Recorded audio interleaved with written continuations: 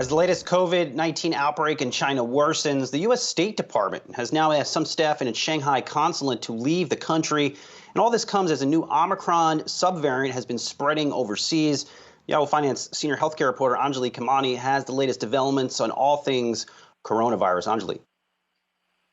That's right, Brian. About those workers in the consulate, that is for non-emergency workers in Shanghai, noting that because of the strict lockdown continuing now for weeks in the city, the largest lockdown in China since Wuhan in 2020, and ongoing testing proving that they are recording record cases on a regular basis. Just this past weekend, more than 26,000 cases in total, a majority of them still asymptomatic, so proving the point of what the Chinese are doing with ongoing regular testing. But that has caused a problem for those under lockdown. Access to food and medical care is really restricted. And so that is the reason why the U.S. has changed from a voluntary evacuation to mandatory for these non-essential workers. Meanwhile, as you said, there's a new variant. We already discussed that the UK had recorded about 600 or more cases of the XE variant, and that's a combination of the BA1 and BA2 variant, and that is now recorded in Japan as well. There have also been other reports around the world based largely on travel of those recorded cases. So just something to keep an eye on as we see whether or not this spreads, which of course brings us back here to the U.S.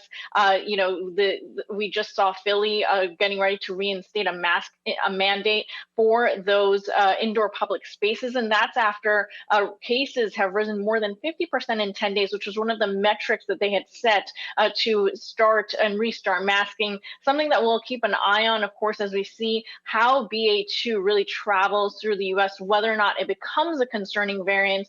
And that is something that health experts are kind of split on and are just waiting to see, because we're just off of this Omicron wave. There is still broadly protection built up within the population, a combination of course, vaccinations, boosters, and a natural immunity. So for right now, it could be a less threatening wave than we've seen in the past. But of course, all eyes on whether or not that continues, and we'll have to definitely see what happens in the fall when that broad immunity wanes. Back to you. Yeah, Anjalee, I did a double take when that news crossed on the Philadelphia mask mandate because, look, I think so many folks have settled back into some form of new normal life. But I mean, based on your reporting, are other states or other cities looking at reimposing mask mandates?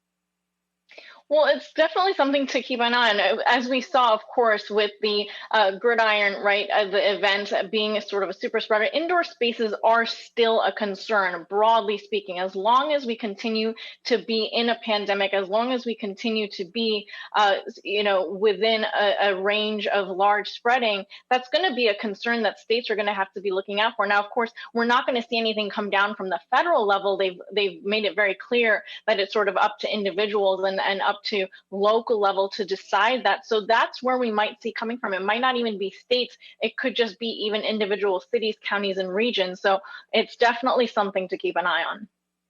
Indeed it is. Anjalee Khemlani, thanks so much.